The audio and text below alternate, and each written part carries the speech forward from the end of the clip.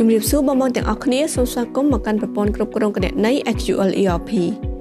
នៅក្នុងវីដេអូនេះខ្ញុំនឹងបង្ហាញពីរបៀបក្នុងការប្រើប្រាស់ supplier refund នៅក្នុងប្រព័ន្ធដែលជាទូទៅគឺយើងប្រើ supplier refund ដើម្បីកាត់កងនូវទឹកប្រាក់ដែលបង្វិលសងពី supplier មកវិញតែការបង្វិលសងនឹងអាចមានពីរករណីដែលទី1គឺការបង្វិលសងពី payment ដែលបានបង់ប្រាក់លើសនិងទី2គឺការបង្វិលសងមកពី credit note អញ្ចឹងខ្ញុំនឹងធ្វើការឧទាហរណ៍ទៅលើករណីទាំងពីរនេះ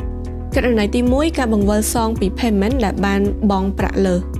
អញ្ចឹងខ្ញុំនឹងបង្ហាញការកត់ត្រានឹងនៅក្នុង supplier payment ដែលបង់លើសសិនដែលនេះគឺជា supplier ដែលយើងបាន clear ហើយ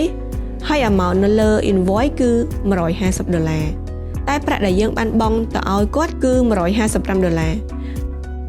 អញ្ចឹង system នឹងបង្ហាញត្រង់កន្លែង unapply amount នេះថា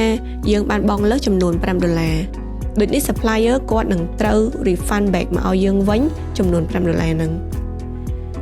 អញ្ចឹងត្រឡប់មកវិញដើម្បីកត់ត្រានៅប្រាក់ដែល refund ហ្នឹងគឺយើងត្រូវចូលទៅក្នុង supplier refund ចុច new រួចរើសឈ្មោះ supplier នោះ payment ដែលមាន unapply amount ហ្នឹងនឹងបង្ហាញនៅខាងក្រោមនេះបន្តមកទៀតយើងដាក់នៅ refund amount រួច tick ជាមួយនឹង payment ដែលបង់លើស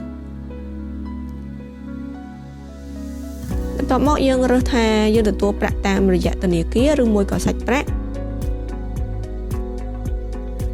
ហើយបរិយាយដាក់ថ្ងៃខែ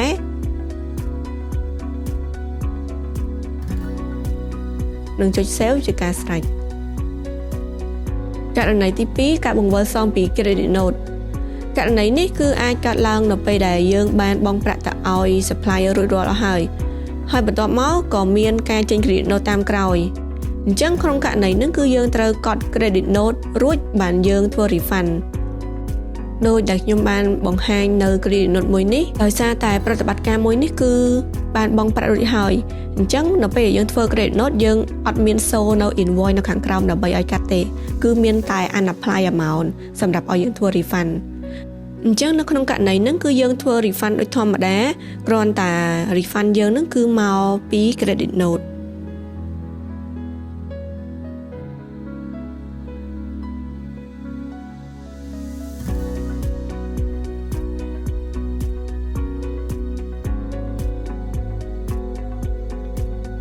ជាចុងក្រោយបើសិនជាបងមានចម្ងល់បន្ថែមបងអាចធ្វើការឆាតសាកសួរនៅក្នុងក្រុម Telegram ឬមួយក៏ join channel Telegram និង follow page ដើម្បីទទួលបាននូវចំណេះដឹងបន្ថែមទាក់ទងជាមួយនឹងការប្រើប្រាស់ប្រព័ន្ធ SQL នេះផងដែរដោយបងអាច scan QR ខាងក្រោមនេះដើម្បី join បានសូមអរគុណ